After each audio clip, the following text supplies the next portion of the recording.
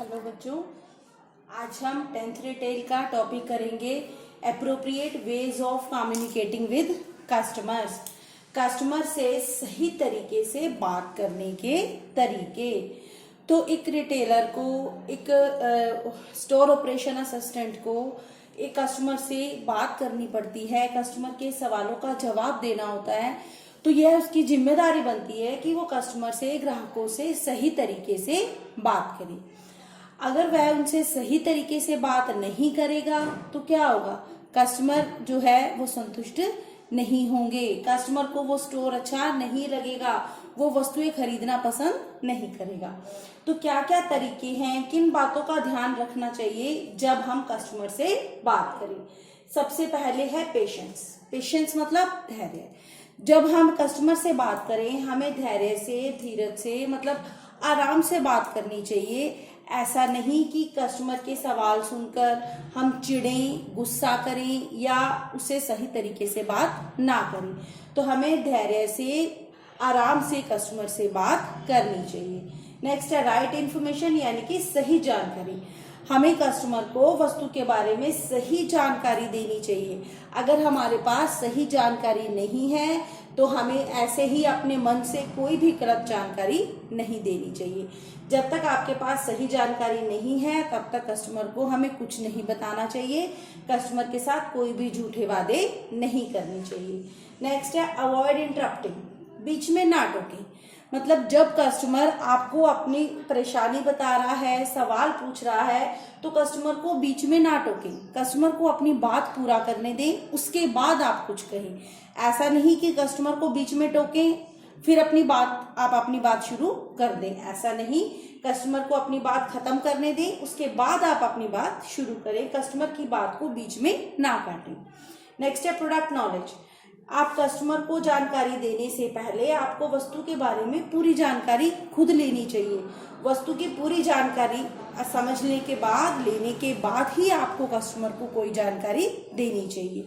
तो आपको सबसे पहले वस्तु की पूरी जानकारी लेकर उसके बाद ही कस्टमर से बात करनी चाहिए।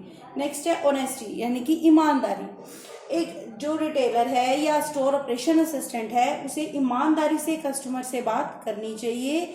अगर उसको किसी चीज़ का ज्ञान नहीं है तो उसको सॉरी बोल दें कि मुझे इस बारे में नहीं पता, मैं आपको पता करके बताऊंगा।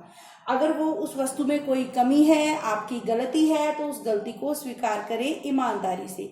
अगर आप झूठ बोलेंगे, उसकी बात को उलझाने की कोशिश करेंगे तो कस्टमर सेटिस्फाई नहीं होगा, कस्टमर संतुष्ट नहीं होगा। इसलिए कस्टमर को ईमानदारी से बात करनी चाहिए, उसे सही जानकारी देनी चाहिए। नेक्स्ट है एक्टिव लिसनिंग, ध्यान से सुनना। कस्टमर की बात को ध्यान से सुनना चाहिए। ऐसा नहीं कि कस्टमर कुछ बोल रहा है और आपका ध्यान कहीं और है। तो हमें क्या करना चाहिए, कस्टमर की बात को ध्यान से सुनना, उसके बाद ही कुछ बोलना, उसके बाद ही कोई जवाब देना। नेक्स्ट इज नो हरी, जल्दबाजी नहीं करना। कस्टमर की बात सुनते टाइम, कस्टमर को डील करते टाइम जल्दबाजी नहीं करनी चाहिए। ऐसा नहीं कि कस्टमर को समय दो, 2 मिनट का टाइम है, 5 मिनट का टाइम है, जल्दी करो। ऐसा नहीं, जल्दबाजी नहीं करना। कस्टमर को वस्तुओं को चुनाव करते समय या बात करते समय पूरा समय देना। नेक्स्ट है वेलकम विद ए स्माइल, मुस्कुराकर स्वागत करना। कस्टमर जब स्टोर में आता है तो उसका मुस्कुराकर स्वागत करना चाहिए।